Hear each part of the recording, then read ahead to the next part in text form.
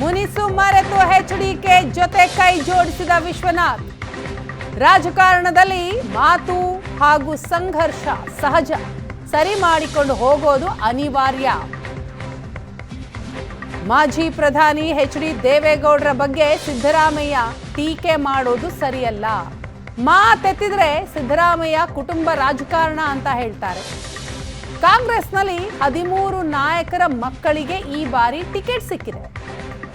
ಕುಮಾರಸ್ವಾಮಿ ಬಗ್ಗೆ ಆಡಳಿತಾತ್ಮಕವಾಗಿ ಟೀಕೆ ಮಾಡಿ ಗೌಡರ ಬಗ್ಗೆ ಯಾವುದೇ ಕಾರಣಕ್ಕೂ ಮಾತನಾಡಬಾರದು.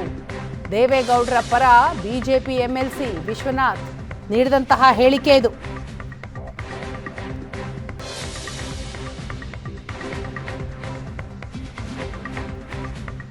ದೇವೇಗೌಡರ ಪರ ಬಿಜೆಪಿ ಎಂಎಲ್ಸಿ ವಿಶ್ವನಾಥ್ ಬ್ಯಾಟಿಂಗ್ ಮಾಡಿದ್ರು.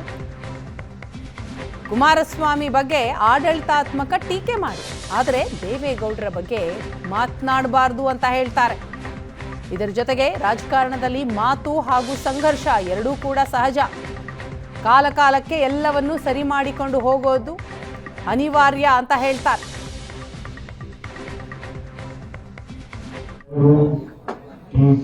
ಟಿಪ್ಪಣಿಗಳು ಎಲ್ಲ ಇರ್ತವೆ.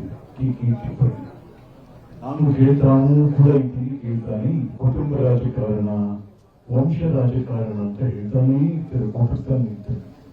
ಸಿದ್ದರಾಮಯ್ಯನವರು ಇವತ್ತು ಚುನಾವಣೆ ನಿಂತಿರಲ್ಲ, ಏನ್ ಹೇಳ್ತೀರ? ಅದಕ್ಕೆ 7 ಜನ ಮಂತ್ರಿಗಳ ಮಕ್ಕಳು ಚುನಾವಣೆ ನಿಂತಿದ್ದಾರೆ, ಅಣ್ಣ ತಮ್ಮ ತಂಗಿ ಎಲ್ಲ ನಿಂತಿರಲ್ಲ. ಇದು ಯಾವ ರಾಜಕಾರಣ? ಇದು ಕುಟುಂಬ ರಾಜಕಾರಣ ಅಲ್ವೇ? ಇದು ಕುಟುಂಬ ರಾಜಕಾರಣ ಅಲ್ವೇ? ಹಾಗಾಗಿ ಟೀಕೆ ದಯಮಾಡಿ ಮಾಡೋದು ಸರಿ ಇಲ್ಲ. ನಾನು ಮತ್ತು ಸಿದ್ದರಾಮಯ್ಯ ಯಾರ್ಯಾವ ಶತ್ರುಗಳೆಲ್ಲ ಇದೆ, ನಾನು ದಯವಿಟ್ಟು ತಮ್ಮಲ್ಲಿ ವಿನಂತಿ ಮಾಡ್ತೀನಿ, ಕುಮಾರಸ್ವಾಮಿಯವರ ಬಗ್ಗೆ ನೀವು ರಾಜಕೀಯವಾಗಿ ಆಡಳಿತಾತ್ಮಕವಾಗಿ ಟೀಕೆ ಮಾಡಿ, ಬಟ್ ದೇವೇಗೌಡರ ಬಗ್ಗೆ ಮಾತಾಡೋದು, ದೇವೇಗೌಡರು ಮಾತಾಡುವಂಥದ್ದು ನಮ್ಗೆ ಯಾರಿಗೂ ಅಧಿಕಾರ ಇಲ್ಲ. ಹಾಗಾಗಿ ಸಿದ್ದರಾಮಯ್ಯನವರು ದೇವೇಗೌಡರ ಬಗ್ಗೆ ಅನಾವಶ್ಯಕವಾಗಿ ಮಾತಾಡೋದು ನಿಮ್ಮ ಘನತೆಗೂ ಕೂಡ, ಆ ಮುಖ್ಯಮಂತ್ರಿ ಒಂದು ಘನತೆಗೂ ಕೂಡ ಒಳ್ಳೆಯದಲ್ಲ ಅಂತ ಹಲವಾರು ಏನು ಒಂದು ಮಂಡ್ಯದ ಲೋಕಸಭಾ ಅಭ್ಯರ್ಥಿಯಾಗಿ ಚುನಾವಣೆಗೆ ನಿಲ್ತಕ್ಕಂಥದ್ದಕ್ಕೆ ನಮ್ಮ ಎರಡೂ ಪಕ್ಷಗಳಿಂದ ನನ್ನ ಮೇಲೆ ಆದಂಥ ಒತ್ತಡ ಇದೆ. ಆ ಹಿನ್ನೆಲೆಯಲ್ಲಿ ಅವರೇ ನನಗೆ ಫೋನ್ ಮಾಡಿ, ಕುಮಾರಸ್ವಾಮಿ ಅವರೇ, ನಾವು ರಾಜಕಾರಣದಲ್ಲಿ ಹಲವಾರು ರೀತಿಯ ನಮ್ಮ ಭಿನ್ನಾಭಿಪ್ರಾಯಗಳಿರ್ಬೋದು, ಆದರೆ ಇವತ್ತು ನೀವು ಚುನಾವಣೆಗೇನು ಸ್ಪರ್ಧೆ ಮಾಡ್ತಾ ಇದ್ದೀರಿ, ನಾನೊಂದು ತೀರ್ಮಾನ ಮಾಡಿದ್ದೇನೆ, ನಿಮಗೆ ನನ್ನ ಆಶೀರ್ವಾದವನ್ನು, ನನ್ನ ಸಂಪೂರ್ಣ ಬೆಂಬಲವನ್ನು ನೀಡಬೇಕು ಅಂತ ತೀರ್ಮಾನ ಮಾಡಿದ್ದೇನೆ ಅಂತೇಳಿ ಅವರೇ ನನಗೆ ದೂರವಾಣಿ ಮಾಡಿ ಇವತ್ತು ಈ ಒಂದು ಮಾತಕ್ಕೆ ಬರ್ತಕ್ಕಂಥದ್ದಕ್ಕೆ ಆಹ್ವಾನ ಕೊಟ್ಟಿದ್ದಾರೆ. ಅದಕ್ಕೆ ನಾನು ವಿಶ್ವಣ್ಣ ಅವರಿಗೆ ಚಿರಋಣಿಯಾಗಿದ್ದೇನೆ. ಅವರಿಗಾಗಲೇ ಮುಕ್ತವಾಗಿ ಹಲವಾರು ವಿಷಯಗಳನ್ನು ಪ್ರಸ್ತಾಪ ಮಾಡೋದು. ರಾಜಕಾರಣ ಅಂತಕ್ಕಂಥದ್ರಲ್ಲಿ ಅವರು ಹೇಳಿದಂಥ ರೀತಿಯಲ್ಲಿ ಹಲವಾರು ರೀತಿಯ ಭಿನ್ನಾಭಿಪ್ರಾಯಗಳಿಂದ ನಾವು ಚರ್ಚೆಗಳನ್ನು. ಇದೇ ವಿಚಾರಕ್ಕೆ ಸಂಬಂಧಪಟ್ಟ ಹಾಗೆ ಮಾಹಿತಿಯನ್ನ ಕೊಡ್ತಾರೆ ನಮ್ಮ ಮೈಸೂರು ಪ್ರತಿನಿಧಿ ಮಧುಸೂದನ್. ಇದೀಗ ನಮ್ಮ ಜೊತೆ ಸಂಪರ್ಕದಲ್ಲಿದ್ದಾರೆ. ಮಧು, ವಿಶ್ವನಾಥ್ ಅವರನ್ನ ಮಾಜಿ ಸಿಎಂ ಕುಮಾರಸ್ವಾಮಿ ಅವರು ಭೇಟಿಯಾದರು. ಇಬ್ಬರೂ ನಾಯಕರು ವೈಮನಸ್ಸನ್ನ ಮರೆತು ಮಾತನಾಡಿದ್ದಾರೆ. ಸೊ ಎಷ್ಟು ನಿಮಿಷಗಳ ಭೇಟಿ ಇದಾಗಿತ್ತು, ಏನೆಲ್ಲ ಮಾತುಕತೆ ಆಯಿತು, ಇನ್ಸೈಡ್ ಸ್ಟೋರಿ ಬಗ್ಗೆ ಹೇಳೋದಾದ್ರೆ?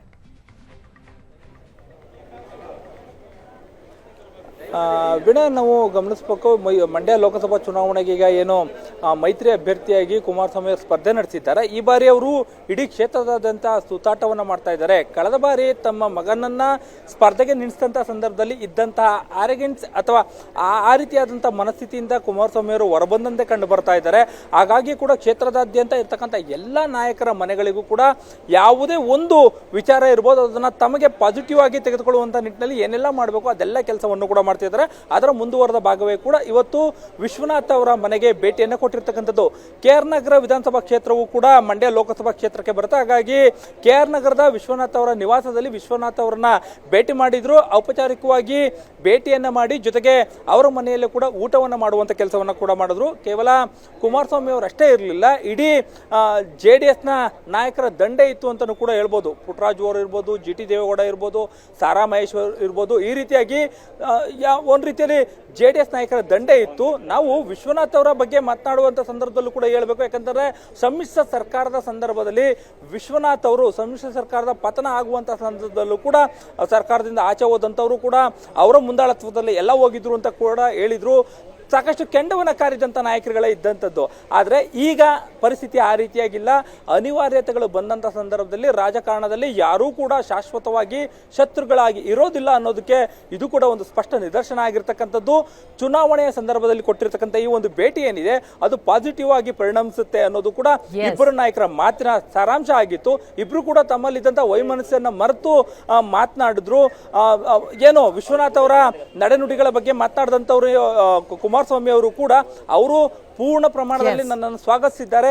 ಅವರು ಕೊಟ್ಟಿರ್ತಕ್ಕಂಥ ಬೆಂಬಲವೂ ಕೂಡ ನನಗೆ ಶ್ರೀರಕ್ಷೆ ಆಗುತ್ತೆ ಅನ್ನೋ ಒಂದು ಮಾತನ್ನ ಕೂಡ ಹೇಳ್ತಾ ಇದ್ರು ವೀಣಾ ಅವರು. ಥ್ಯಾಂಕ್ ಯು ಮಧು, ತಮ್ಮೆಲ್ಲ ಮಾಹಿತಿಗಾಗಿ.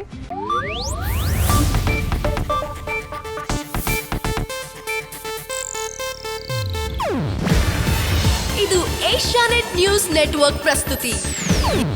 ನೀವು ನೋಡ್ತಿದ್ದೀರಾ ಏಷ್ಯಾನೆಟ್ ಸುವರ್ಣ ನ್ಯೂಸ್.